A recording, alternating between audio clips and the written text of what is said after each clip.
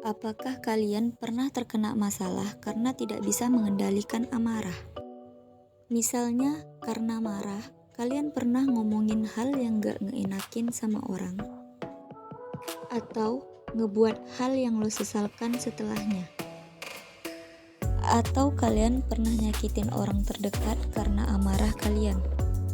Well, jika kalian pernah ngomongin hal yang serupa, maka video ini pas banget buat kalian.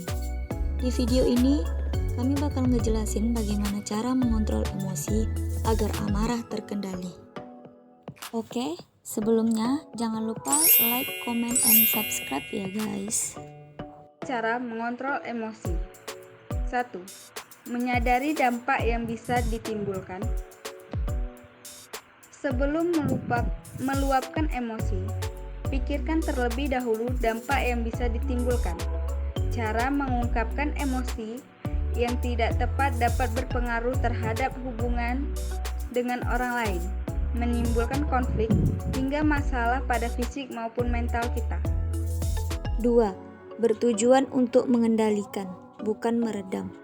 Maksudnya adalah ketika emosi diredam secara paksa, kita membatasi diri untuk belajar dari pengalaman dan mengekspresikan perasaan. Jika terus dilakukan, hal ini dapat memberikan pengaruh terhadap kesehatan fisik dan mental.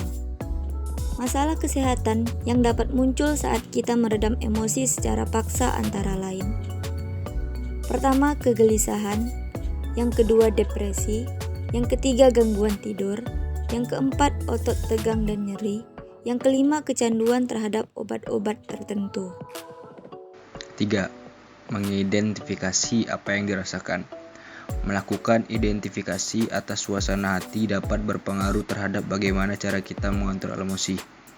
Cobalah bertanya kepada diri sendiri soal beberapa hal seperti: yang pertama, apa yang sebenarnya sedang kita rasakan?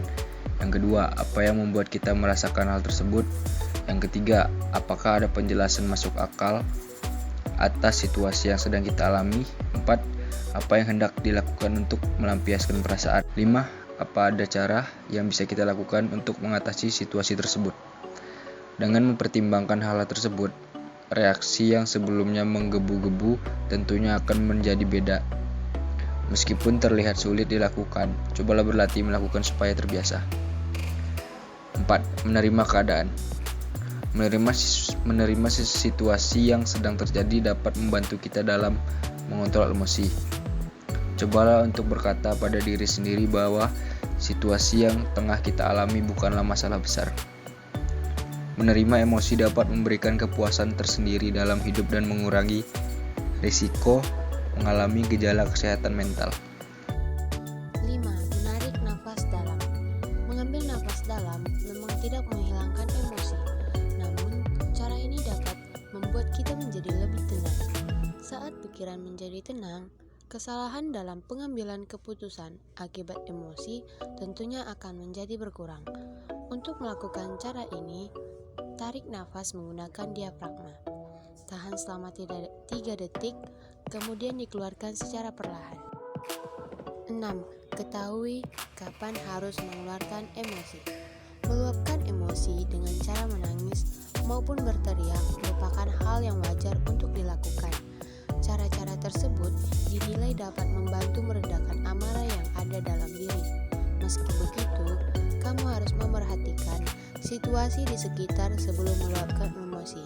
Hal ini akan membuat kita belajar dengan sendirinya soal waktu yang tepat untuk mengekspresikan emosi dalam diri. Nomor 7. Beri ruang untuk menyendiri. Memberi ruang untuk menyendiri dapat memengaruhi cara kita dalam mengambil keputusan. Hal ini memang tidak dapat sepenuhnya menghilang emosi, namun mengalihkan perhatian untuk sementara hingga semuanya mereda. 8. Meditasi. Meditasi dapat meningkatkan kesadaran terhadap perasaan serta pengalaman yang pernah kita alami sebelumnya. Selain membantu mengontrol emosi, meditasi juga memberikan sejumlah manfaat lain, mulai dari membuat tubuh menjadi lebih rileks hingga mendapatkan kualitas tidur yang lebih baik.